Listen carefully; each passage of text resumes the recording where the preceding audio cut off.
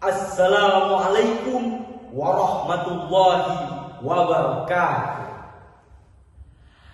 Alhamdulillah rabbil alamin.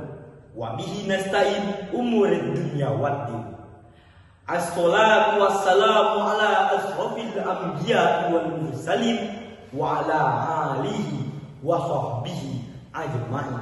Amma ba'du. Ma'asyiral muslimin yang insyaallah dirahmati Allah Subhanahu wa taala. Saat ini kita hidup di zaman yang mana yang hak dan yang batil tidak lagi dipedulikan. Para pemimpin mengambil hak bawahannya. Para pedagang membohongi pembelinya. Para pengusaha menipu customernya. Semua berlomba-lomba mengejar kekayaan. Karena apa? Karena mengikuti hawa nafsunya agar hidup bergelimangan harta dan kaya raya. Padahal para hadirin, apalah arti sebuah harta jika menjerumuskan kita kepada murkanya Allah Subhanahu wa taala. Terlalu sibuk mengejar dunia hingga lupa akan larangan agama. Bukankah Rasulullah telah menjelaskan kepada kita melalui hadis beliau bahwasanya suatu ketika ada seorang hamba dalam keadaan musafir, kotor pakaiannya, berantakan rambutnya, lalu ia mengangkat tangannya dan berdoa kepada Allah, "Ya Rabbi, ya Rabbi." Akan tetapi para hadirin, doanya tidak dikabulkan oleh Allah Subhanahu wa taala. Kenapa? Rasulullah katakan bahwasanya makanannya berasal dari makanan yang haram, minumannya berasal dari minuman yang haram, dan pakaiannya berasal dari harta yang haram pula. Dari hadis tersebut dapat kita simpulkan bahwasanya Allah amat murka kepada hambanya yang tidak memperdulikan larangannya. Allah amat murka kepada orang-orang yang tidak memperdulikan larangan Allah yang telah jelas-jelasnya Allah haramkan kepada kita.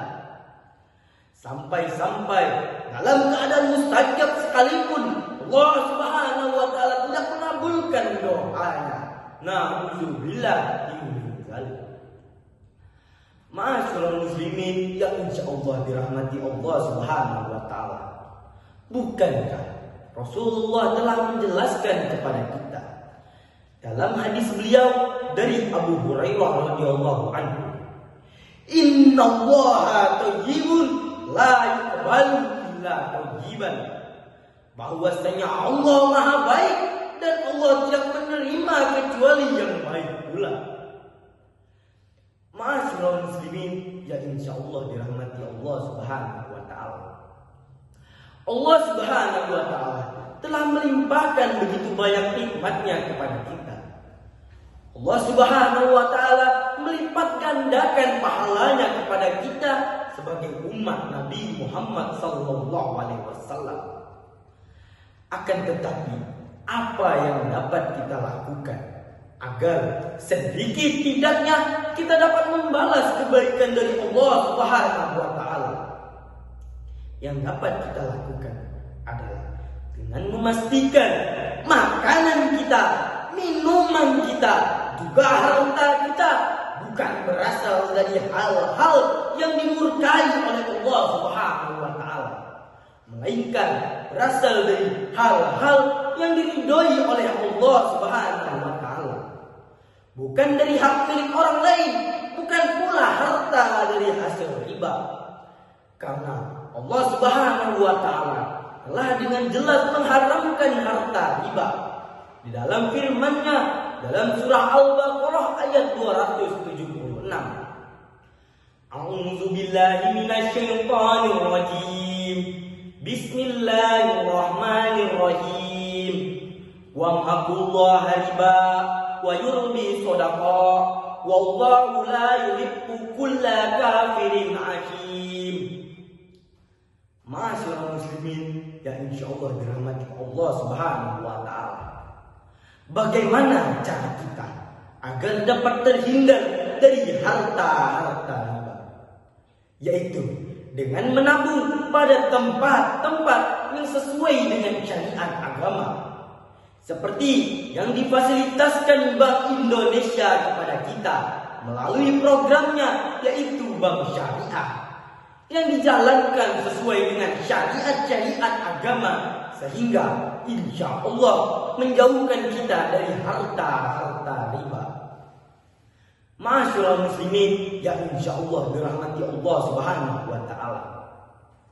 Mudah-mudahan kita dijauhi dari hal-hal yang dimurkai oleh Allah Subhanahu wa Ta'ala. Mudah-mudahan pula kita dijauhi dari harta-harta hasil riba. Amin amin ya rabbal alamin. Mungkin cukup sekian dakwah yang dapat saya sampaikan. Kurang dan lebihnya mohon dimaafkan.